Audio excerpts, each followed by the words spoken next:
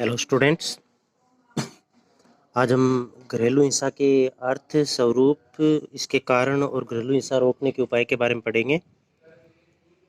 तो घरेलू हिंसा का मतलब क्या होता है? घरेलू हिंसा का मतलब है घर के अंदर महिलाओं के प्रति होने वाली हिंसा। वो शारीरिक या मानसिक दोनों किसी रूप में हो सकती है।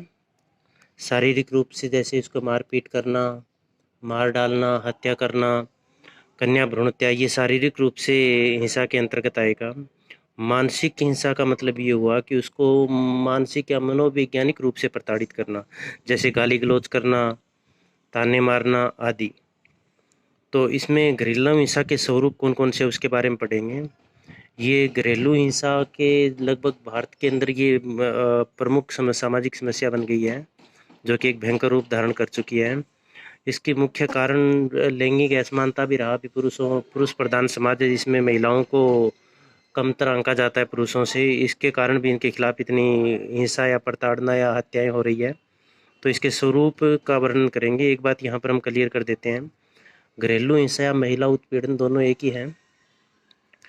तो यहाँ पर दहेज हत्या घरेलू हिंसा के स्वरूप के अंतर्गत पहले हम देते हैं दहेज हत्या। जैसे कि आप देख पा रहे हैं कि कुछ एक दहेज के लालची होते हैं, पैसों के लालची होते हैं। वो जब शादी के बाद या तो कम दहेज लाए या फिर और अधिक दहेज ला विदुष हम दूसरी शादी कर लेंगे, इसलिए पहले पत्नी को मार दिया जाता है।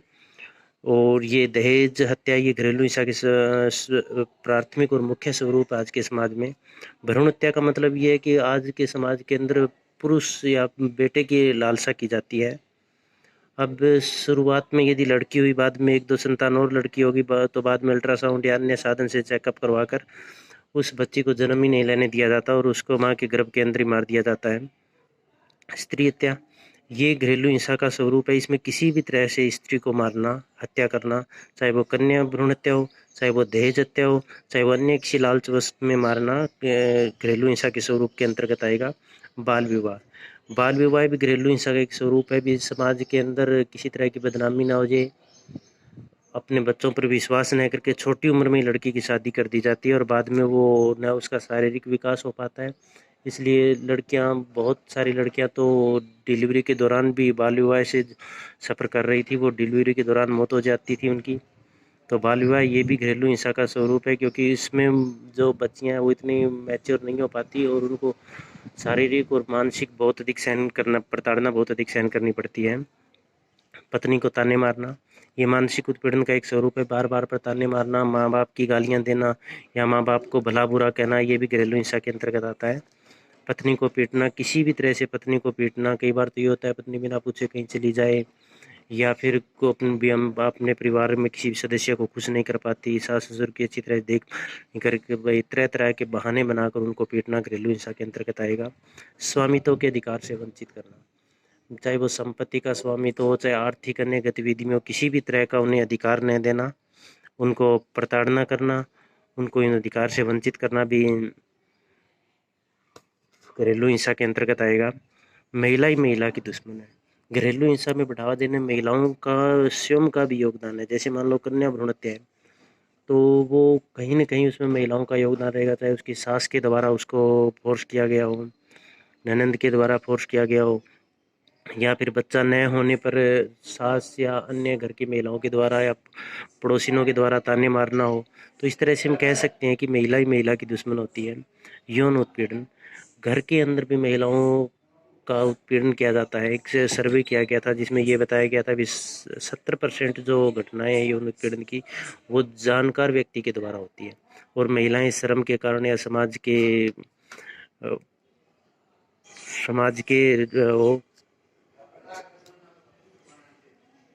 डर के कारण वो दूसरों को बता नहीं पाती है। भावनात्मक उत्पीड़न, भावनात्मक उत्पीड़न का तात्पर्य हुआ भी किसी भी तरह से उनको डांटना, फटकारना, दूसरे यदि कोई घर में मेहमान आए उनके सामने अपमानित करना, मतलब उनके अस्तित्व को ही नकारने के समान होता है, जिसमें वो काफ़ी तनावग्रस्त रहती है।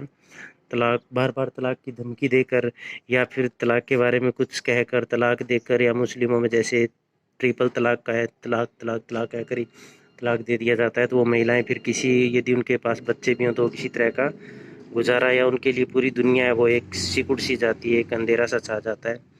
लैंगिक दुर्व्यवहार आजकल काफ़ी कम हुआ है, लेकिन फिर भी इस प्रचलन है। जैसे खान पान में भेदभाव करना, लड़के को अलग देना खाना पीना, लड़की को अलग देना, और शिक्षा में भी उनके साथ भेदभाव करना, लड़कियों को अच्छे स्कूल में, लड़कों को अच्छे स्कूल में पढ़ाना, लड़कियों को कम फीस वाले स्कूलों में पढ़ाना, और दूसरी भी जैसे बाहर पढ़ने के लिए अच्छे अवसर उपलब्ध न करवाना लड़कियों को, ये सब घरेलू हिंसा के स्वरूप होंगे।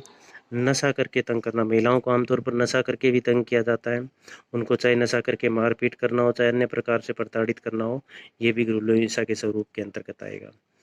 तो घरेलू हिंसा के अंतर्गत आपने देखा कि शारीरिक या मानसिक किसी भी रूप से प्रताड़ित करना घरेलू हिंसा के स्वरूप के अंतर्गत आएगा। अब आते हैं घरेलू हिंसा के कारण। अब इनके पीछे एक वजह क्या रहती है, किन कारणों से घरेलू हिंसा पनपी? तो पहला तो हम यहाँ से शुरू करते हैं, लालच है। भी जैसे व्यक्ति की लालची प्रवृत्ति होती है, वो दहेज के कारण, अधिक से अधिक धन दौलत के कारण, लेने के कारण महिलाओं को की हत्या कर देता है। या कन्या भ्रूण हत्या का भी एक कारण रहा, भी लड़की है तो उसको शादी में दहेज देना पड़ेगा, इस वजह से भी उनकी हत्या कर दी जाती है। पुरुष प्रधान समाज, पुरुष प्रधान समाज है, ये भी घरेलू हिंसा के प्रमुख कारणों में से एक है, क्योंकि यहाँ पर सभी ये चाहते हैं कि हमारे घर में लड़का हो, लड़की पैदा ना हो। तो इसी लालसा के कारण महिलाओं की कोख के अंदर ही महिला भ्रूण की हत्या कर दी जाती है। महिलाओं की अशिक्षा एक इनका एक शिक्षा भी मुख्य कारण है, क्योंकि महिलाओं को अपने अधिकारों के बारे में वो इतनी जागरूकता नहीं है, और अधिक अशिक्षित होने के कारण वो अंधविश्वासी प्रवृत्ति की भी होती हैं, जिसके कारण भी वो उत्पीड़न का शिकार होती है। दहेज प्रथा भी उनके उत्पीड़न का प्रमुख कारण है, क्योंकि दहेज के लालच में उनके साथ मारपीट भी की जाती है, और कई बार उनको जलाकर या अन्य तरीके से मार भी दिया जाता है, या तलाक दे दिया जाता है, या फिर घर से निकाल दिया जाता है। बहुत सारी सामाजिक प्रथाएं हैं जो इसके घरेलू हिंसा के कारण रही, जैसे बाल विवाह हुआ, कन्या भ्रूण हत्या हुई, पर्दा प्रथा हुई। ये सामाजिक प्रथाएं, ये भी एक कारण है घरेलू हिंसा के। महिलाओं द्वारा स्वयं उत्पीड़न, जो कि हमने ऊपर भी किया था, महिलाएं स्वयं महिला की दुश्मन होती है। घरेलू हिंसा में उनका स्वयं का रोल होता है, और एक महिला दूसरी महिला के प्रति जब ईर्ष्या की भावना करने लग जाती है, तो जो कमतर है वो कहीं न कहीं उसमें प्रताड़ना का शिकार होती है। ईर्ष्या की भावना, जैसे अभी आपको बताया गया है, एक महिला दूसरी महिला से ईर्ष्या करती है, तो वो किसी न किसी तरीके से उसको प्रताड़ित करने की या प्रताड़ित करवाने की कोशिश करती है। पारिवारिक तनाव, यदि परिवार में सुख शांति नहीं है, पारिवारिक तनाव चलता है, तो उसका सफ़र करना पड़ता है। वो अंतिम रूप से महिलाओं को उसका सफ़र करना पड़ता है, या उससे प्रताड़ित होती हैं। आर्थिक निर्भरता, अब सबसे बड़ी एक, आर्थिक रूप से वो समृद्ध नहीं है, उनके पास पैसे नहीं है, तो पैसों के लिए उन्हें हर रूप से पुरुष पर निर्भर रहना पड़ता है, जिसे बार बार उन्हें उनसे सुननी भी पड़ती है। तो आर्थिक निर्भरता है पुरुष के ऊपर, वो भी एक कारण है घरेलू हिंसा का। नशाखोरी प्रमुख कारण है महिला उत्पीड़न का, कि नशा करके व्यक्ति होश वास खो बैठता है, उसे शारीरिक रूप से भी प्रताड़ित करता है और मानसिक रूप से भी प्रताड़ित करता है। कई घटनाएं ऐसी भी देखने को मिलती है कि नशे में व्यक्ति ने अपनी पत्नी की हत्या की, अपनी माता की हत्या की, इस तरह की घटनाएं भी हम देखते हैं। पुत्र की अभिलाषा, अब लैंगिक असमानता का हमने जिक्र किया था, लैंगिक असमानता के अंतर्गत आएगा भी, हर एक को ये चाहता है कि मेरे घर में बेटा पैदा हो। तो ये जो सोच है, ये अभिलाषा है, ये घरेलू हिंसा का एक मुख्य कारण है, क्योंकि पुत्र प्राप्ति के कारण, अधिक पुत्र का महत्व होने के कारण कन्या भ्रूण हत्या को बढ़ावा मिलता है। तो ये कुछ एक कारण थे जो इसको बढ़ावा दे रहे हैं घरेलू हिंसा को। इसके बारे में इनका उन्मूलन कैसे किया जाए, घरेलू हिंसा को रोका कैसे जाए, इसके अंतर्गत आता है भी जो ये ऊपर वाले कारण है, इनको हटा दिया जाए। यदि उन कारणों को हम रिमूव कर देंगे, वो कारण नहीं रहेंगे, तो दहेज प्रथा अपने ये घरेलू हिंसा अपने आप कम हो जाएगी। जैसे हमने पहले पढ़ा है, दहेज प्रथा उन्मूलन, दहेज प्रथा है उसको यदि हम ख़त्म कर दें, समाप्त कर दें, या प्रेम दहेज प्रथा की जगह वो प्रेम विवाह को ले आएँ, कोर्ट मैरिजेज को ले आएँ, तो दहेज प्रथा का उन्मूलन हो जाएगा। और दहेज प्रथा का उन्मूलन होगा तो जो महिलाओं को इस वजह से दहेज के लालची है, वो उनकी हत्या नहीं करेंगे, या फिर दहेज न देने की इच्छा रखने वाले हैं, वो कन्या भ्रूण हत्या भी नहीं करेंगे। तलाक के नियमों में सुधार करके तलाक के, एक तो त्वरित तलाक की व्यवस्था होनी चाहिए यदि महिला चाहे तो। दूसरा, जैसे बहुत अच्छा किया गया, ट्रिपल तलाक को रिमूव कर दिया गया, उनको अवैध घोषित कर दिया गया, इससे भी महिलाओं की जो उत्पीड़न है उसमें काफ़ी कमी आएगी। तत्काल न्याय दिलाकर महिलाओं को तुरंत न्याय मिलना चाहिए, उनके खिलाफ यदि किसी तरह की हिंसा होती है तो उन्हें तुरंत न्याय यदि मिलेगा तो ही घरेलू हिंसा पर रोक लगेगी।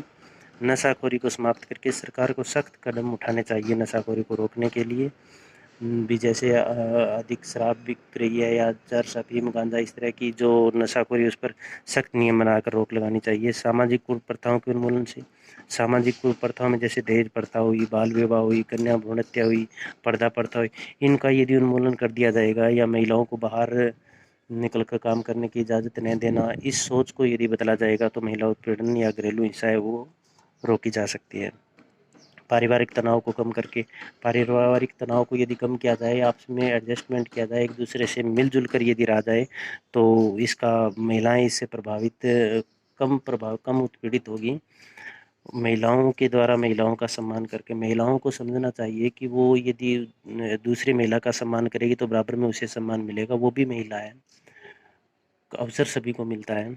तो अब मौका पाकर उसको अपमानित न करके उसे सम्मान जितना हो सके उसे सम्मान दिलाने की कोशिश करनी चाहिए और महिलाओं को महिला का सम्मान करना चाहिए सख्त नियम बनाकर। यदि कोई इस तरह की घटनाएं घटित होती है तो उनका सख्त नियम होने चाहिए और नियमों का पालन भी सख्ती से करना चाहिए। शिक्षित करके, शिक्षा सबसे ज़रूरी है शिक्षा, क्योंकि जब तक महिलाएं शिक्षित रहेगी वो न तो अपने अधिकारों के प्रति जागरूक होगी, न वो अपने हितों के प्रति आवाज़ उठा पाएगी। तो महिलाओं को शिक्षा है वो गवर्नमेंट को भी इसमें काफ़ी सुधार करना चाहिए और समाज को भी जागरूक करना चाहिए भी महिलाओं को विशेषकर उच्च शिक्षा के लिए प्रेरित किया जाए लैंगिक समानता द्वारा। लैंगिक रूप से सभी को समान समझना चाहिए जैसे कि हम पहले कर चुके हैं। इसमें किसी भी तरह से भेदभाव नहीं करना चाहिए, लड़का हो चाहे लड़की, उनको समान समझना चाहिए। आर्थिक रूप से आत्मनिर्भर बनाकर उन्हें बाहर जाकर काम करने के अवसर देने चाहिए, उन पर भरोसा करना चाहिए और उन्हें किसी भी तरह से समाज को गलत नज़रिए से नहीं देखा जाना चाहिए। ये कुछ एक कारण थे जिनमें एक घरेलू हिंसा के रोक, यदि हम नियमों का पालन करें तो घरेलू हिंसा को काफ़ी हद तक रोका जा सकता है। थैंक्स।